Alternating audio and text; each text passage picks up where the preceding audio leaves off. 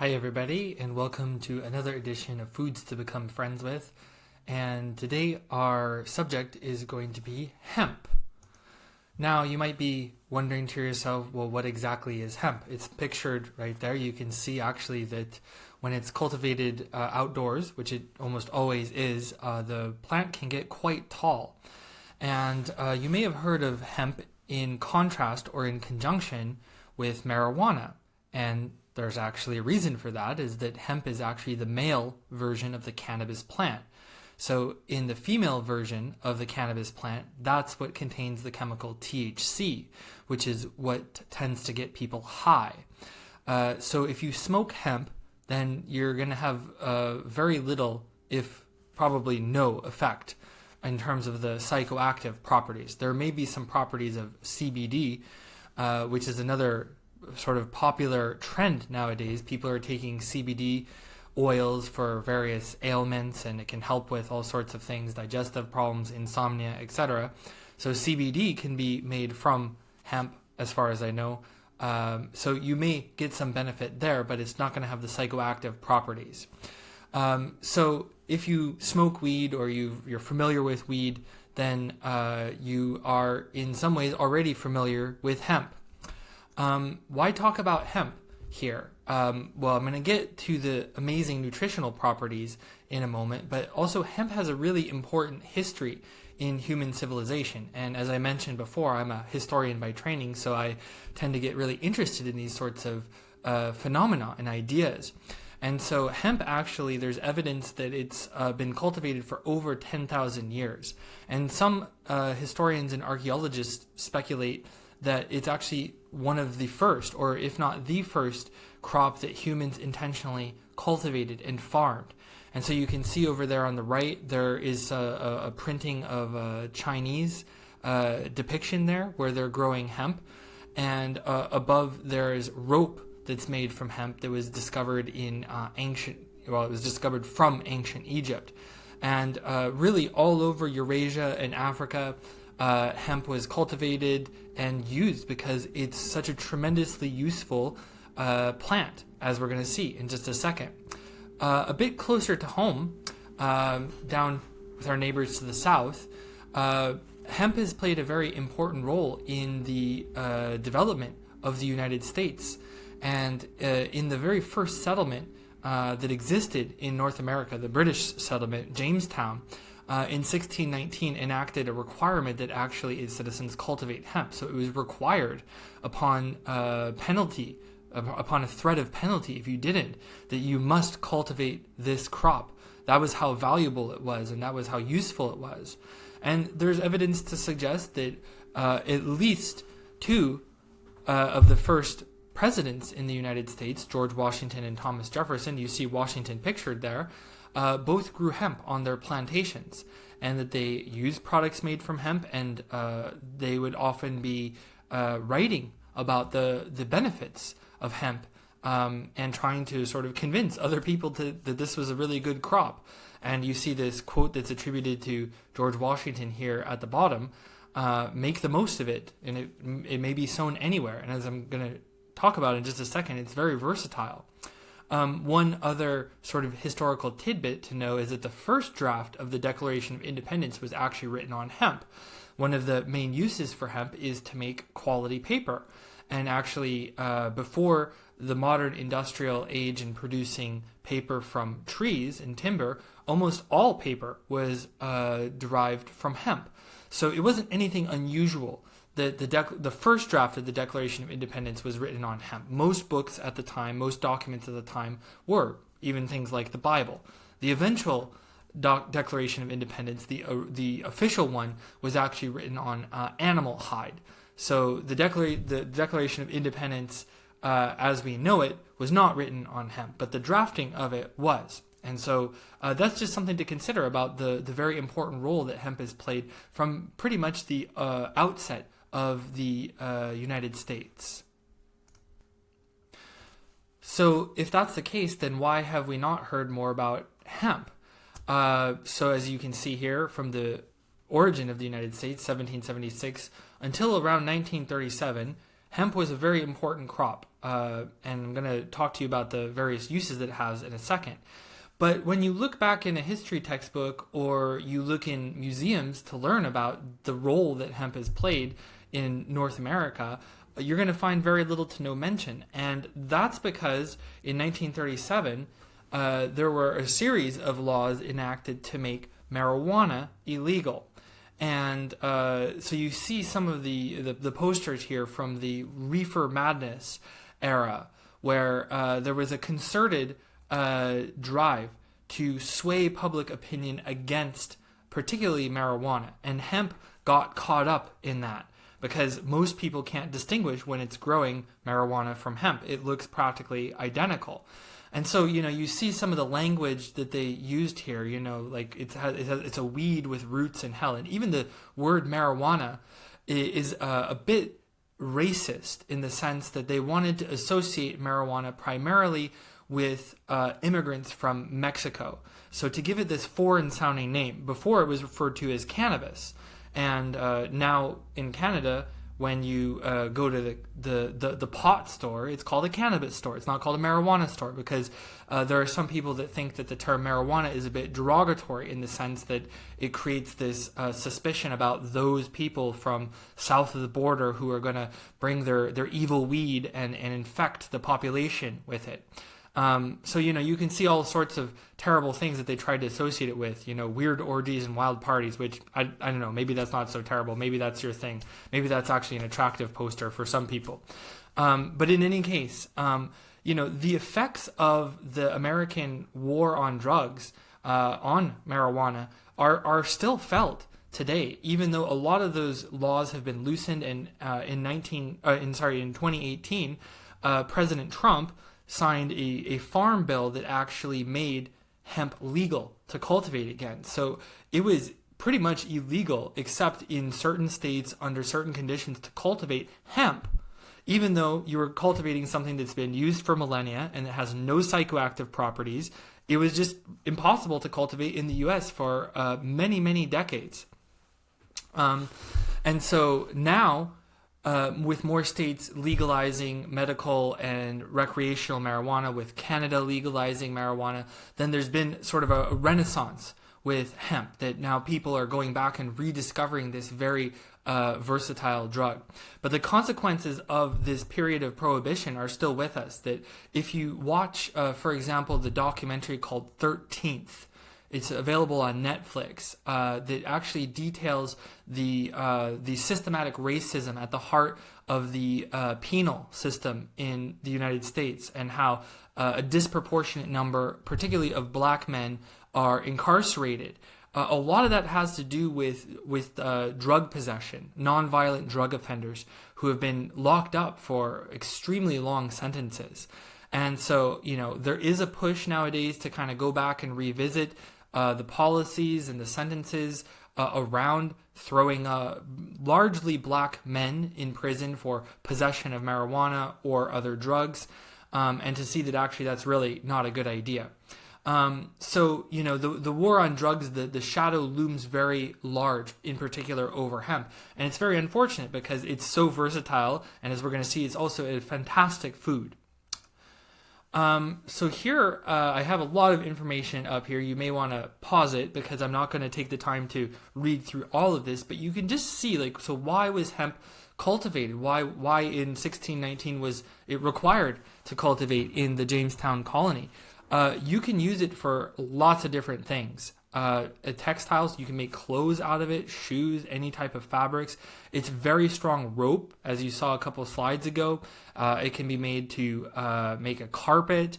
It's a great source for paper. It's more durable than tree paper, and also takes a lot less out of the soil to produce hemp paper than it does to produce tree paper. And the same thing is true in comparison with cotton. Most clothes are made from cotton, but you can make clothes from hemp, and it requires less land, it requires less water, it requires less fertilizer. This is probably a pretty amazing crop that you would want to have if you're a country and you're wanting to produce things that is going to respect the environment and also be cheap and also be of good quality.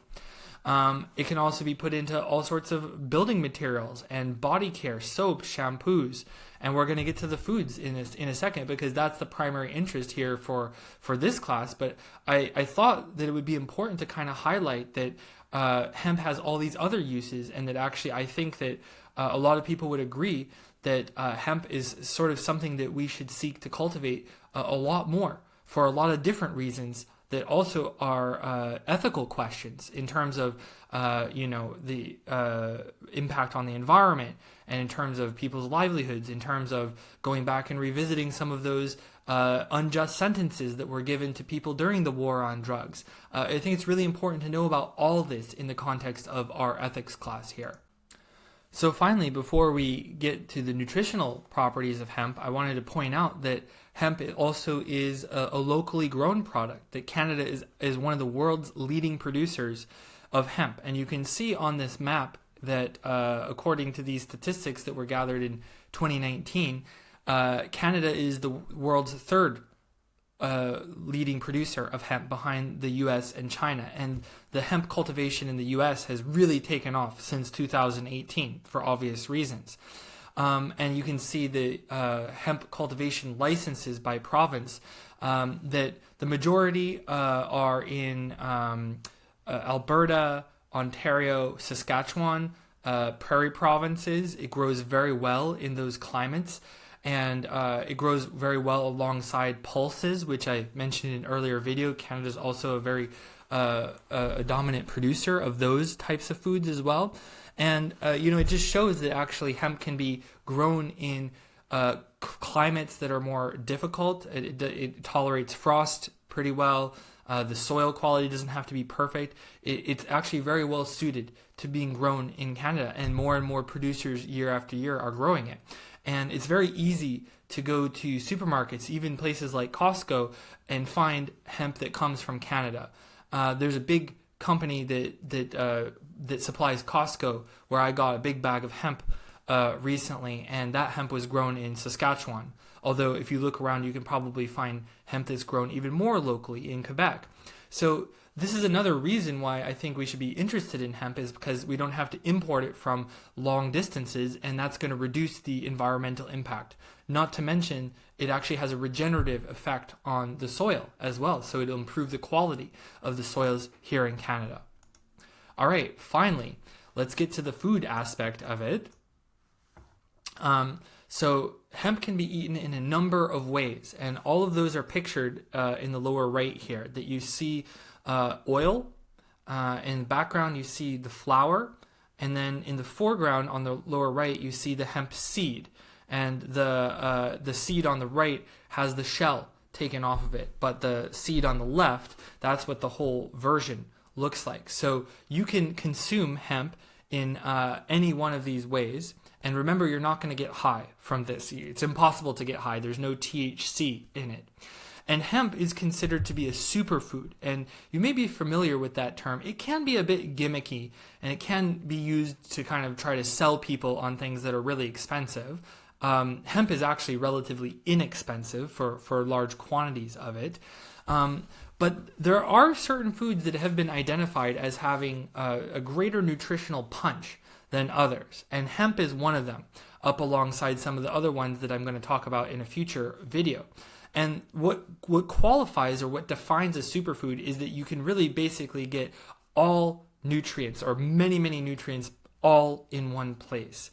And so hemp is a superfood because it's extremely high in protein and iron and many healthy fats, omega fats, and many other nutrients. And so if you look over there on the right, on the left, at the nutrition facts, so that is for a serving of 3 tablespoons, which is kind of a lot.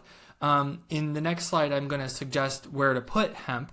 And for me, usually I will put anywhere from 1 to 1.5 tablespoons on my oats or my cereal in the morning. So 3 tablespoons would be a lot, though not inconceivable to consume in a single serving. But you can just look at how ridiculously healthy hemp is. That it is rather high in calories because there's a lot of oil in it. And it is relatively high in fat, although the fats that are found in hemp are considered to be healthy fats in that they contain proper balance of omega-3 and omega-6 fatty acids. And so there's a lot of nutrition science that talks about the importance of omega-3 and omega-6. It's very important for brain development and functioning. And usually you find omega-3 and omega-6 in things like fish. But a product like hemp, a food like hemp, is actually an excellent vegetal source. So you don't necessarily need to turn to animal sources to get the omega-3 and omega-6 fatty acids. Hemp is one food, and I'm going to discuss others in the future as well. So, sometimes people are really concerned about, I don't want to eat fat. Fat is going to make me fat. That's not true. There's a lot of nutritional science to kind of debunk that there are a lot of other factors in determining whether you actually gain weight. But the fat content, particularly of a very healthy food like this, is definitely not going to be one of them. The other thing to really notice is the protein content. In 3 tablespoons, which is, when you think about 3 spoonfuls, you've got 10 grams of protein in that. And remember that if you're a woman, you need 46 on average, and if you're a man, you need 56 grams of protein per day. So just in 3 tablespoons of hemp, you're getting nearly a quarter to a fifth of your daily value, of your daily needs for protein. So this can be really great if you're wanting to adopt a more plant-based diet and you are concerned about protein, or maybe you're still consuming animal-based products but you're doing some intense sports training or weightlifting, then this would be a really great place to look to get additional protein. And in fact, you can find hemp protein powders and protein shakes there, because even the weightlifting industry and the supplement industry knows just how rich and valuable hemp is. And then you can see a lot of the other nutrients that are there too. Iron, very rich in iron, which is very important, particularly if you're a woman, particularly around the time of your period, that this can be a really great source of iron. That it also has more of a chance of being absorbed because it's accompanied by a lot of other nutrients. So this is another thing that you'll probably have to look more into nutritional science to learn about. But we can take a lot of nutrients in, but that doesn't necessarily mean we're going to absorb them. And one of the things that determines whether we absorb them is the nutrient package. So the more of sort of an umbrella of nutrients that a food has, the more likely your body is to assimilate those nutrients. And then you have a lot of other nutrients, manganese, magnesium, etc. It's just all around a really great food. So how do you use this? Where in the world would you begin to take it? So here are a few suggestions that I have for you. For me, I mainly consume hemp in the morning. And the way that I do that is when I eat my breakfast cereal or my oats, I'll just take out my package of hemp from the refrigerator. It's good to store it in the fridge. And I'll make my bowl of cereal, and then I'll sprinkle a tablespoon or 2 on top. It adds a nice nutty taste to it, and it really increases the nutrition of what I'm eating in the morning. One thing that you might try with oats is to try overnight oats, and I'm going to give you some suggestions for that in the future, where basically you take oats and whatever you want, put it in a jar with some milk or alternative milk, and put it in the fridge, and then it's ready for you to go in the morning. And hemp is really easy to add in there. Then if you wanted to experiment with the flour, you could take some of the flour and add it into whatever you're baking. I use it in pancakes, so I'll take a little bit of whole wheat flour, buckwheat flour, and a little bit of hemp flour and mix it all together and make pancakes. You might want to not make something directly, like 100% out of hemp flour. That might have a very strong taste to it, but mixing it in either maybe a quarter to a third of recipes for other baked goods, then that can really add good nutrition to whatever you're baking, and you might actually really enjoy that slight nutty taste. It's just it's good when it's not too overwhelming. Then if you wanted to use the oil, you can get hemp oil at most supermarkets. You can use it in your salad dressings. And it's important to note that hemp is an oil that you shouldn't actually cook with. So don't fry things in hemp oil. It will break down its nutritional properties. But if you use it to finish things, like put it on a salad or something like that, then it keeps its nutrition. And then you could even go a step further and making a sort of a vinaigrette with your hemp oil and maybe some vinegar and mustard or something like that for your salad, and then using some seeds to garnish on top of your salad, and you'll get even more nutritional benefit out of it. Although I should note that when you consume hemp in the oil form, then you're not getting a lot of the fiber and things like that for obvious reasons, but a lot of the fatty acids and things you're still getting. Then you could also add it to a smoothie. Very easy to add in with just fruits or whatever it is that you use to make smoothies. Just throw in either some flour or some hemp seed. And finally, hemp can also be made into milk. You can find hemp milk at the supermarket, and it's not too difficult to make your own hemp milk as well.